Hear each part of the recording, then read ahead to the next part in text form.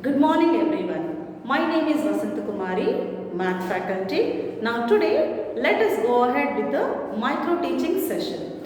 The skill I am going to exhibit in this micro teaching is skill of stimulus variation. That is, this skill mainly deals with how do you present your body language and how do you motivate students with the help of your body language to understand some concepts. Now let us go ahead to see what are the learning outcomes of this particular micro teaching skill. Now identifying the three sides of the right angle triangle. So the student will be able to identify what is a right angle triangle and what are the key terms involved in it. And the next, to find the exact value of the trigonometric ratio of sine. That is sine value. We say in general sine theta, cos theta and all. So in general, whenever we are dealing with the topic trigonometry, we always know that it is only specific for right angle triangles only. And whenever we are dealing with right angle triangles, a person should flash in your mind, the famous mathematician. Can you just name who is the mathematician you recollect when you talk about right angle triangles? Yes? Anyone? Pythagoras. Very good. Pythagoras. And let us see a recap of what is Pythagoras theorem.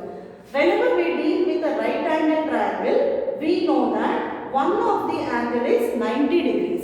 Let me name this triangle as ABC, which is right angled at B. Now, the longest side is called as hypotenuse. Children, already this you have learnt in your lower classes. So, this is the longest side hypotenuse, which is exactly opposite to the 90 degrees, that is a right angle. And the side which is opposite, that is the standing line which you are able to see here, this is called as opposite side. And the sleeping line or the horizontal line that you have, this is called as adjacent side. So these are the key terms that we use.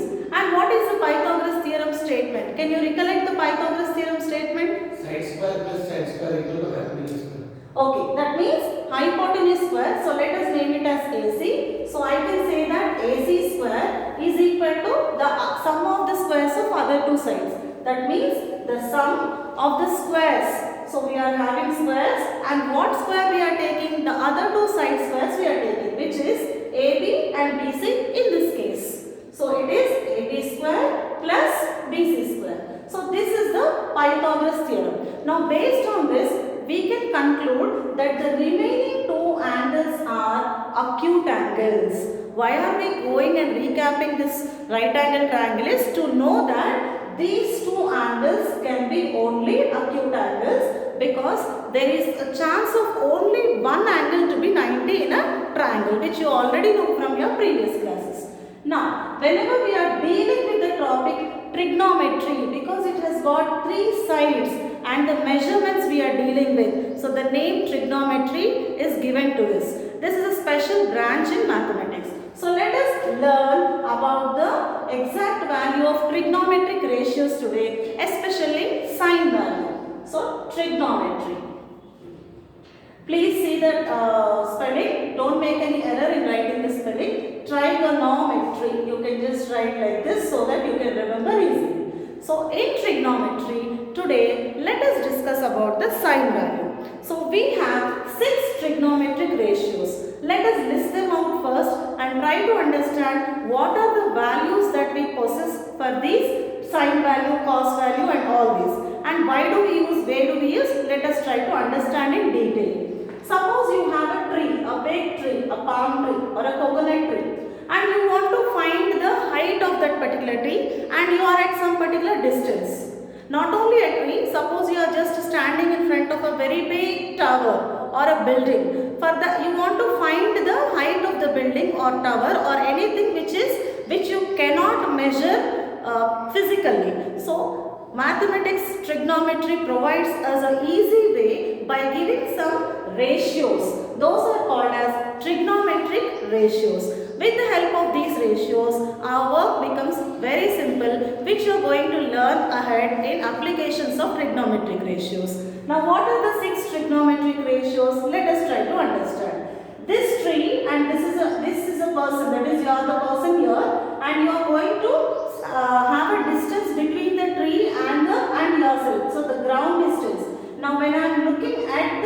top of the tree, it forms a right angle triangle, and you are standing here, so this becomes theta, that is the acute angle. So using the acute angle, if we know what is the measure of the angle that you are seeing at, you can easily tell the height of the tree without using a tape or any other device which you use generally to measure your distances like a length of a cloth, etc. Now let us see the 6 trigonometric ratios that we have. We have sine, cos, tan, then we have cosecant, secant and cot. And here we in generally mention it as theta. So we say sine theta, cos theta, tan theta, cosecant theta, secant theta and cot theta. So if these 3 are known to you, the remaining 3 are just nothing but the reciprocals of the previous 3. So that we will deal in the next class. Now how do we know, how do we find the value of some particular angle when it is especially sine? We will try to understand now.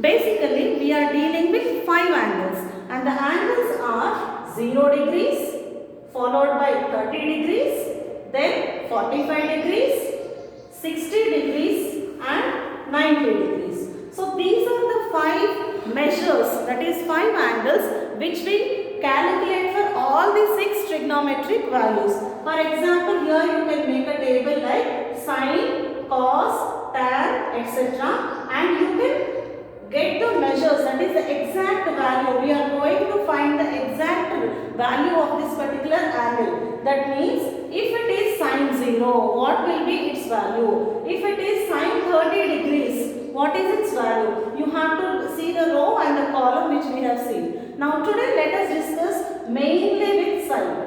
For sine or cos, or for that matter this trigonometric ratio table, you need not mug up. Let us see an easy method which is called as palm method. Palm means you have both the palms, right and left. So let us use the palm method and try to understand what will be the exact value of sine 0, sine 30, sine 45, sine 60 and sine 90, and how we can get cos. So let us start. Now all the 5 fingers, how many fingers generally a person has on their palm? 5 fingers. 5 fingers. So all of you know what are the names of these fingers in general? What is this called as? Thumb. And this one?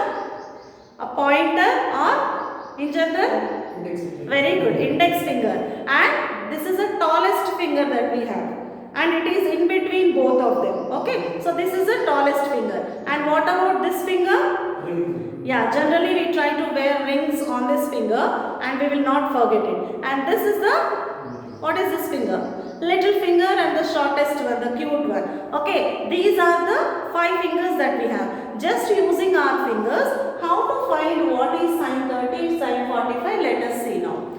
Now we have 5 angles here. So we will start with our thumb. Let this thumb be 0 degrees. Then comes our index which is 30 degrees. So this is our 0 and then followed by 30, then 45, then we have 60 and the last one is 90. So our 5 fingers are ready for 5 angles here. Now I am dealing with only sine values.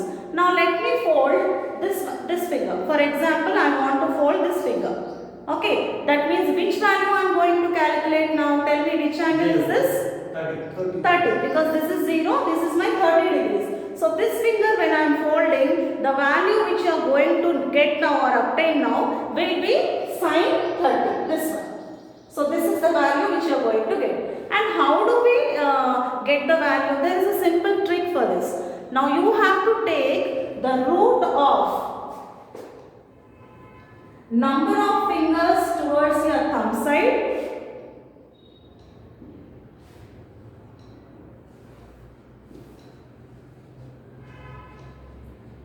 divided by 2. This 2 is common for all. This you have to remember.